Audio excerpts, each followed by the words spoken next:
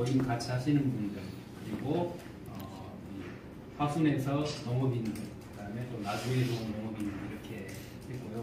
제가 농구다 보니까 어쨌든 제 사명 중에 하나는 농업인들이 좀 잘 됐으면 좋겠다 이런 것들을 좀 가지고 있습니다.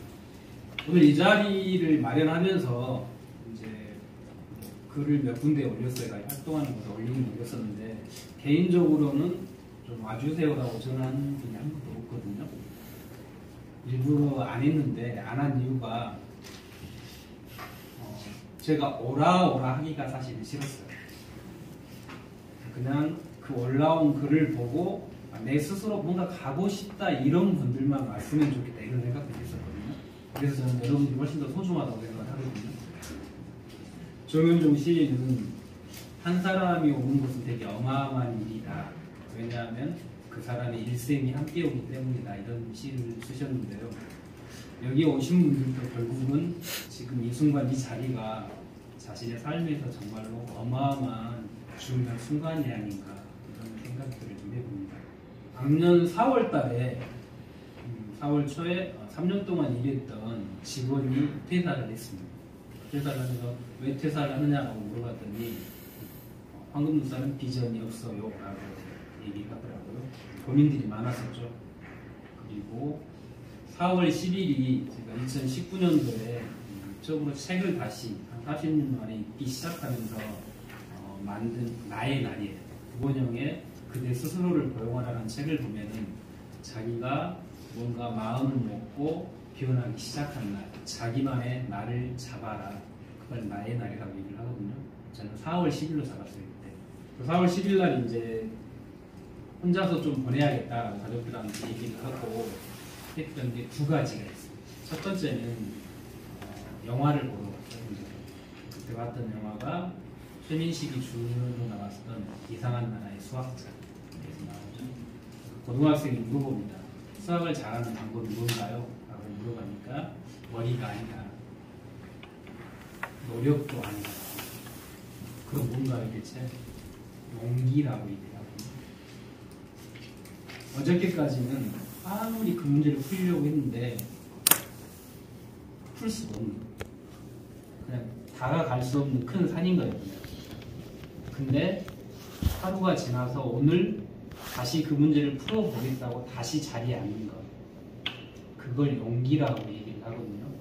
나한테 필요한 것도 그런 용기가 아닐까 그런 생각들이 영화를 보면서 했던 것 같아요. 기울이었던 것 같은데 아마 한 5시 정도 됐던 것 같아요.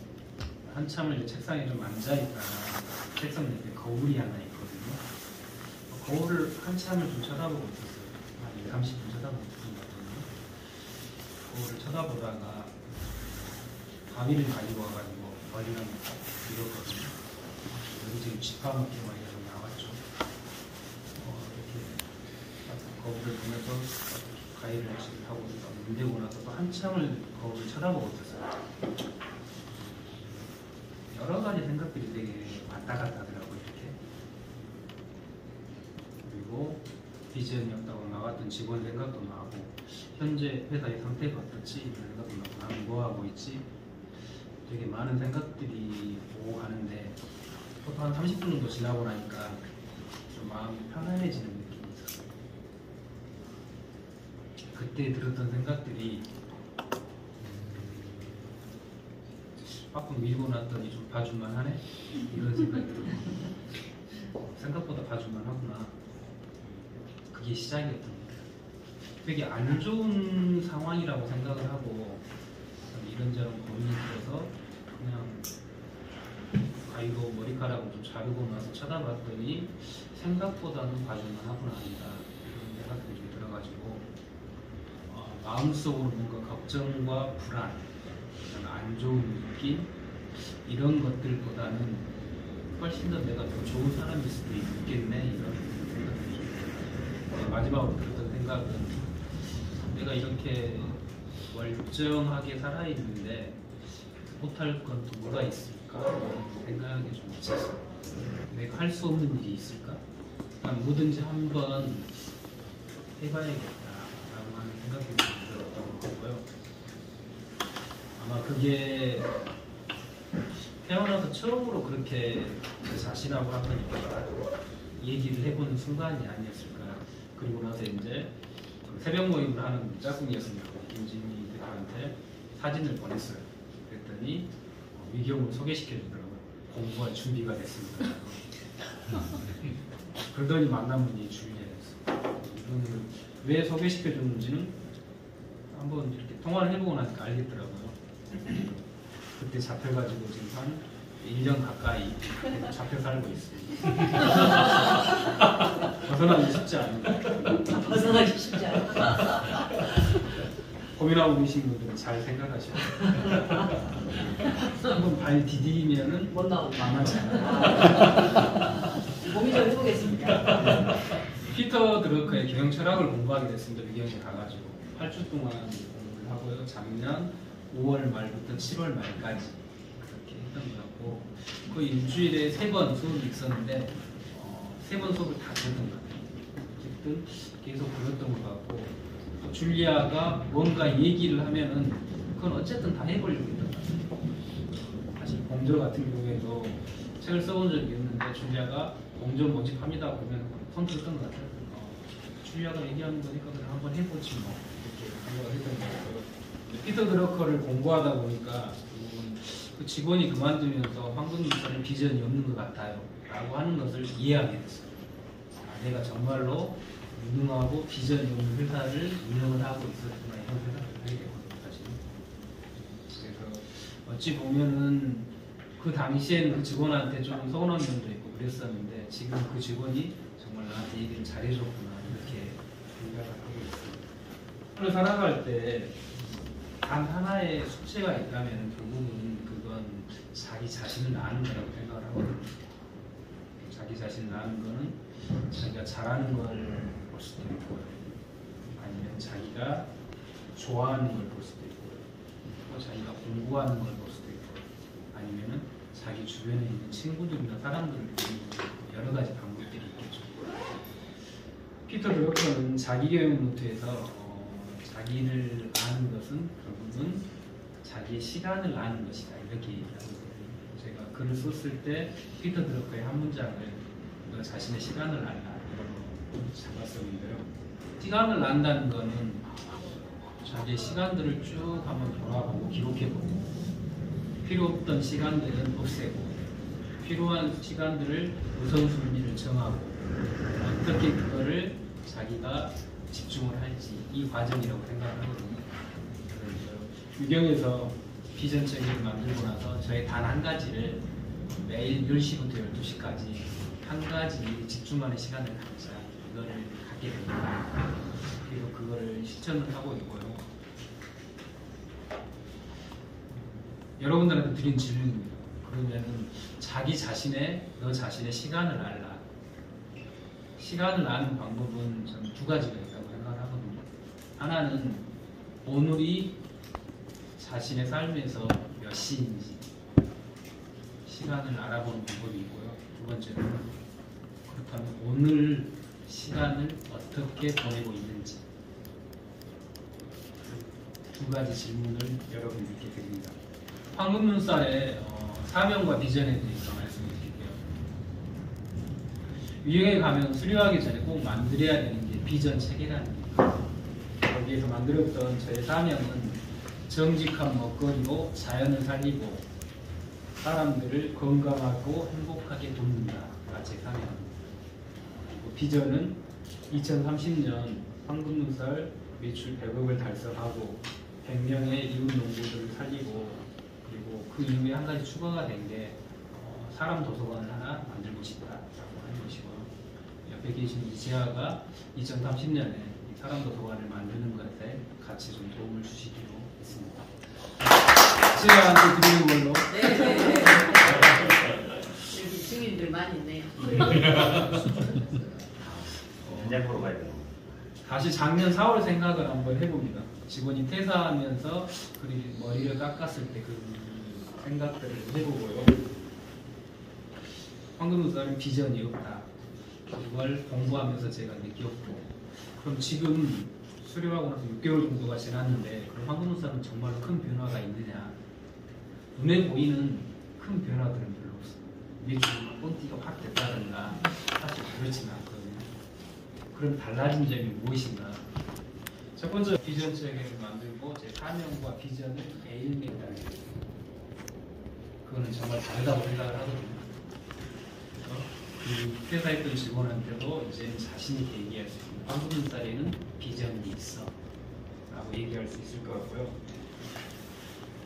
그리고 아까 말씀드렸던 단 하나 매일매일 2시간 동안 하루에 한 가지 일에 집중해서 뭔가 결과를 내보는 이것에 집중하고 있기 때문에 그리고 그것들을 통해서 많은 시도들을 하고 있기 때문에 그 결과들은 결국은 눈앞에 나타날 거라고 생각합니다.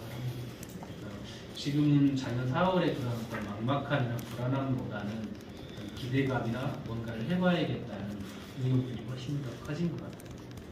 유경에 와서 공부를 하면서 이제 저희 목표를 위대한 농부 경영자가 되는 것이다라고 잡고 있는데요. 사실 저도 농부 후보 주변에 농목인들이 많다 보니까 보고 있으면은 되게 답답하고 어려운 부분들이 많아요.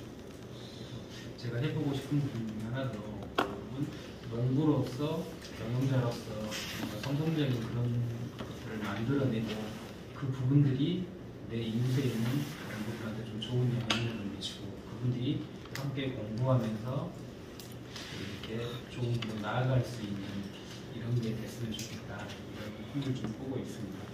자, 마치겠습니다. 마지막으로 질문 하나만 던질게요. 네. 여러분은 지금 자신의 시간을 살고 계신가요? 마치겠습니다. 네. 계속 감동이시지요? 네. 저 어렵게 지금 붙잡고 서 있습니다. 네. 우리 장영준 작가님에게 질문의 시간 갖도록 하겠습니다. 아니 10시에서 12시까지 매일 한 가지씩 실천을 통해서 결과물이 나오고 있다고 얘기를 해주셨는데요. 그 중에 하나 이제 예를 들어주시면 그게 확 더 들어올 것 같아서. 그거를 매일매일 한 장씩 써보거든요. 사실 그날 내가 가장 중요한 게 뭔지 그걸 다이어리 위에다 하나 표시하고 그걸 가지고 한 장짜리로 정리해가지고 써봅니다. 뭐 작년 같은 경우에는 예를 들어서 그런 게 있었어요. 트렌드 코리아라고 하는 책들을 많이 읽잖아요. 연말이 되면은 그걸 읽고 나서 쭉 뒤쪽을 넘기다 보니까 트렌더스의 날이라는 게 있더라고요. 이게 뭐냐면은 트렌드 코리아를 집필하는 여러 현장의 사람들을 모집해서 그 사람들이 이런 트렌드를 모으는 역할을 해주는 사람들인 거예요.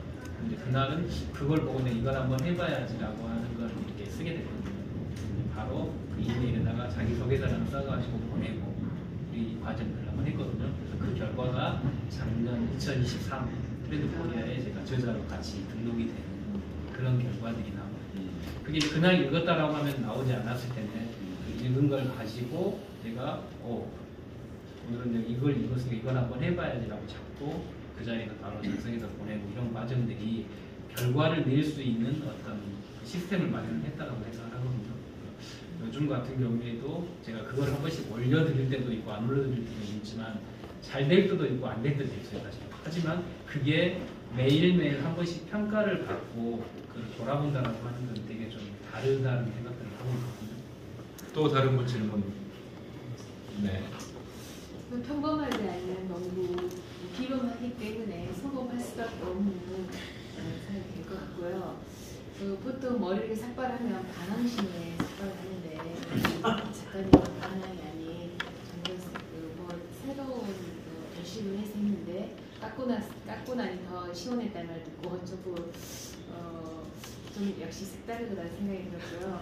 그 마지막 보면 이 두 달의 이 작용을 들으면서 두 달의 배움이 굉장히 많이 달라졌다 하셨거든요. 물론 다른 노동도 많이 하셨고 그러는데 특히 이 두 달 동안에 굉장히 많은 변화가 있었다는데 이 어떤 것이 특히 변화를 할 수 있는지 달라진 점이 있으면 그게 너무 궁금합니다. 두 달 동안 배우면서 정말 제가 아는 게 없구나 이런 것들 많이 배웠던 것 같아요. 정말 열심히 공부를 해야겠구나 이런 생각들을 했던 것 같고요. 그다음 두 번째로는 내가 화순이라고 하는 정말 좁은 공간에 갇혀 있었구나라고 하는 걸 의견을 가면 처음 느꼈어요. 사실 그 전에는 부산을 갈 일이 지나다니긴 했어도 부산에 가서 내가 이렇게 있어본 적이 없었거든요. 부산에도 몇 번 가고 프로그램을 돌리면서 이렇게 했었는데 내 시야가 농부로서 머물러 있었고 농부도 그냥 큰 걸 볼 수 있는 게 아니라 파순이라고 하는 정말 그 좁은 틀 속에서 이래서 안 되고 저래서 안 되고 계속 그런 것들만 보고 있었다는 생각이 드는 거예요. 농업인 강의들은 열심히 들었지만 농업인 강의라고 하는 그 틀 속에 갇혀가지고 한 발짝도 나가지 못했다는 생각이 들어요. 배웠던 가장 큰 부분은 생각의 틀을 좀 깨야겠다. 농부에서 농부 플러스 경영자의 마인드를 좀 만들어서 훨씬 더 키워야겠다 이런 생각들을 했고요. 두 번째로는 사람 관계가 정말 중요하고 수료를 하거든요. 그러면 그거를 좀 들으면서 그분들이 하는 얘기나 뭐나 이런 것들을 듣고 나서 그분들한테 피드백을 해주는 거예요. 그런 걸 하고 있다는 게 되게 좋은 것 같아요. 그런 부분들은 저도 이렇게 고민하고 있는데 그걸 한번 해봐도 좋을 것 같아요 라고 제안을 하게 되거든요. 옛날 같으면은 그런 분들 자체를 만날 수가 없었겠죠. 그런 생각들을 하지도 않았는데 그냥 들었으면 그럼 내가 뭐 하지 이것만 출발하고 고민하고 있었을 거거든요. 사실. 이런 부분들이 좀 달라진 점이 아닌가. 제가 같은 경우에도 사실은 작가로서 이렇게 만났지만 그 전에 달팽이를 통해서 계속 일주일에 한 번씩 만나면서 그게 연결이 돼서 그럼 내가 이렇게 도서관을 만들고 싶은데 제가 도와줄 수 있어요? 오케이. 그래서 그게 연결이 돼요. 언젠가 제가 그 10년 뒤에 그 도서관을 짓고 65세 대단했습니다. 와서 농촌에서 텃밭 키우고 그냥 내가 키워서 먹고 거기서 다 작업자들하고 하는 생활을 솔직히 그렇게 경험하다 죽고 싶거든요. 가능하겠습니까? 내일 저희가 갈 곳 중에 하나가 그 사람 도서관 자리를 보러 갈 거예요. 그럼 그 옆에다가 내가 텃밭 키우면서 네. 10년 뒤에 오겠습니다. 좋아요. 그러니까 위경의 좋은 점 중에 하나는 아까도 줄리아의 2030년 사명을 보셨지 않습니까? 줄리아 자체가 위경을 통해서 공헌을 하겠다라고 하는 거거든요. 대한민국과 사람들, 경영자를 키우는 그것에 대해서 공헌을 하겠다는 것이고 거기를 수료하는 모든 사람들은 사실은 서로 돕고 공헌을 하게 되는 게 우리들의 사명에 다 묻어나게 됩니다. 그러니까 어떤 사람들에 대해서 그냥 끝으로 그냥 교육을 한번 받았지 이게 아니라 그래 저분은 저렇게 고민하는데 그럼 내가 그분을 보면 뭔 생각이 들었지? 피드백이 되는 것이고 그 피드백이 발전하면 결국은 관계가 좀 더 연결이 되는 것이고 뭔가 서로 간에 공통 부모가 생기게 되겠죠. 사실 그걸 만들어가는 과정이 된다고 생각합니다. 농사를 지어 내려왔어요. 농부의 삶을 산다고 했었을 때 부모님과 주변의 어떤 그 의식 이런 거에 대해서 부모님과 갈등이 있으셨다면 혹시 그걸 극복하실 수 있었던 그런 힘은 어떤 거였는지 그리고 주변 환경에 대한 의식이 있었을 텐데 그건 또 어떻게 극복하셨는지 여쭙고 싶습니다. 부모님이 제가 귀농 생활을 처음 했던 거는 군대 제대하면서요. 21~30살 정도에 서울이 저는 그렇게 좋진 않았거든요. 그래서 서울보다는 뭔가 시골이 좋겠다. 근데 이제 제가 아는 시골은 사실 고향밖에 없었죠. 그래서 시골로 고향으로 가서 뭔가 그렇게 살아도 괜찮지 않을까 이런 생각만 막연하게 했던 것 같아요. 뭐 귀농이나 뭐다 이렇게까지 생각을 했던 것 같고요. 처음에 이제 귀농 얘기를 부모님한테 했을 때는 저기 강원도로 가라고 그러시더라고요. 유재포 있다고. 이웃한테 창피하다고. 네. 사투리 유재포 있다고 얘기하는데요. 있어서 서울 보내놓게 내려온다가니. 그랬었는데 이게 이제 해결은 부모님이 한 10년 정도 지나서 연세가 드시는 분들이 와라가 아니라 또 그래 하고 싶으면 해라. 약간 떨떠름하게 이 정도 느낌이었어요. 그래서 그렇게 됐고요. 동네 이웃분들은 사실 거기에 대해서는 이런저런 말씀을 하시진 않아요. 제가 지금도 그렇지만 동네에 가면 가장 잘하는 게 인사하는 거거든요. 볼 때마다 모든 어르신들이 다 인사를 해요. 왜냐? 내가 보기에 자네 같은 경우는 그 사람한테도 인사 안 해도 될 것 같은데 이렇게 얘기를 하시더라고요. 아니 저는 다 인사를 합니다. 왜? 그랬더니 저보다 나이가 위잖아요. 선생님도 얘기한 적이 있거든요. 여기가 내 터전이고 앞으로도 내가 살아갈 공간이고 이분들한테 어쨌든 최대한 인간적으로 좀 제가 도리를 다하는 게 내가 할 일이 아닌가 이런 생각들을 하고 있거든요. 그러다 보니까 다른 부분들 좀 마음에 안 들고 기분 나쁘고 이런 것들은 큰 부분은 차지하지 않는 거예요. 화순에서 농사 짓고 있는 최균영입니다. 시공에서부터 제 멘토로 삼고 있고 지금도 멘토로 계속 생각을 하고 있는 저희 선배님이기도 합니다. 농업 경영인으로서 사실 농부가 책을 쓴다는 게 쉬운 일은 아닌 것 같습니다. 농업 경영인으로서 이 책을 쓰게 된 동기가 뭔지 궁금합니다. 일단은 저도 책을 한 번도 써보지 않아서 책 쓰는 게 뭐다라는 걸 몰라요. 사실은 몰랐었고 근데 줄리아가 공제책을 쓴다, 쓸 사람 손들어라라고 하는데 그때 제 마음은 무조건 손을 들여야 되는 그런 마음가짐이었기 때문에 그 쓰는 거에 대해서 고민해 본 적은 없어요, 사실. 그냥 뭐 줄리아가 하자니까 그냥 하면 되는 것이지 뭐 고민하고 자신 밝게 뭐가 있어 이런 생각이었고요. 근데 이제 책을 쓰고 났더니 들었던 생각은 여러분들도 꼭 책을 쓰셨으면 좋겠어요. 자기 삶에 대한 정리가 되고요. 그거는 뭐 직업이나 이런 문제들이 아니라 어쨌든 자기 자신에 대한 정리와 그리고 또 하나는 앞으로의 세상에서는 결국은 책이 모든 걸 말해주지 않을까 이런 생각들을 하거든요. 자기 자신이 자기의 장점, 강점을 드러낼 수 있는 자기를 딱 이렇게 드러내서 다른 사람을 설득할 수 있는 그거로서 가장 중요한 게 예전에는 뭐 학벌이나 뭐나 이런 것들이었다면 앞으로는 사람들이 정말 보고 느낄 수 있는 것, 살아있는 것 그게 책이 아닌가 그런 생각들을 꼭 한번 해보셨으면 좋겠습니다. 저는 피터를 보니까 저분의 강점은 제가 느끼기에는 겸손과 안정감인 것 같아요. 피터가 생각하는 겸손, 피터가 생각하는 강점, 나의 강점은 이거다라고 짧게 말씀해 주신다면. 겸손은 사실 그냥 평범하고 보통 사람이기 때문에 내가 막 이렇게 뭐 하고 이럴 이유가 없는 거예요, 사실은. 그냥 내 있는 그대로 가면 된다 이렇게 생각하는 것이고요. 제 가장 큰 강점은 뭔가를 생각해보고 그게 딱 결정을 하고 나면은 악착같이 좀 매달려서 해보는 거라고 생각을 하거든요. 친환경 농업의 경영자로서 성공자의 롤 모델이 되실 거라고 확신하시지요? 네.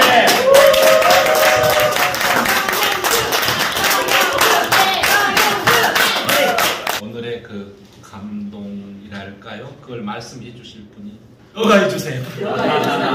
이제 질문을 안 했어요. 들어보고 싶었거든요. 오늘은 정말 이제 제가 질문을 좀 많이 하는 편인데 질문을 안 하고 오늘은 들어봤는데 우리 그 세 분들 그리고 줄리아 선생님까지 하면 네 분의 이야기를 들으면서 느낀 거는 사실은 책을 보고 공부를 하면 할수록 사실 부끄러워지는 것 같아요. 네. 제가 아는 게 너무 없다는 생각이. 네. 너무 정말 이렇게 땅으로 꺼지는 어떨 때는 정말 그리고 저는 제가 하고 싶은 게 제가 되고 싶은 사람이 1번이 겸손한 사람이거든요. 근데 그게 정말 너무 어려운데 앞에 계시는 분들은 정말 책도 내시고 이렇게 열심히 사시는데도 저보다 더 겸손하시는 모습을 보고 더 배워야 되고 더 공부를 해야겠다라는 생각이 전 들었습니다.